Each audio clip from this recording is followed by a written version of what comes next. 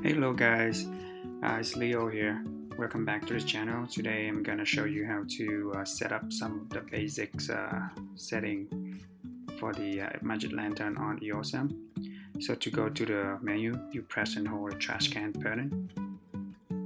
So in here you can see and set all the basic camera settings such as white balance, ISO, aperture, and picture style, and all other things. All can be done in here. So on the next tab of the menu is where you can find all the exposure and focus monitoring. To turn it on, you click on the global draw, and I leave it on live view so it's on all the time. So here's zebra, focus peaking, magic zoom for focus, fine tune, crop mark, spot reader, force color, histogram, and vector scope. So usually I only leave the histogram on. Sometimes I have the vector scope on.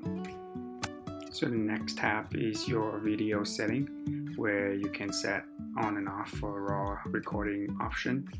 And for 1080p, that is the maximum resolution you can record, which is about 5 or 10% less than the standard 1080p. And you can see the little Q letter when you tap on the screen. That's usually where you go into a detail setting option. These are white balance setting you can set manually, and the FPS override if you want the exact same frame rate for your video. You can change it accordingly. And usually I leave it at the exact FPS option so it doesn't move.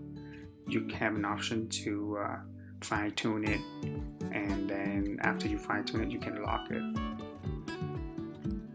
So that's it for today guys.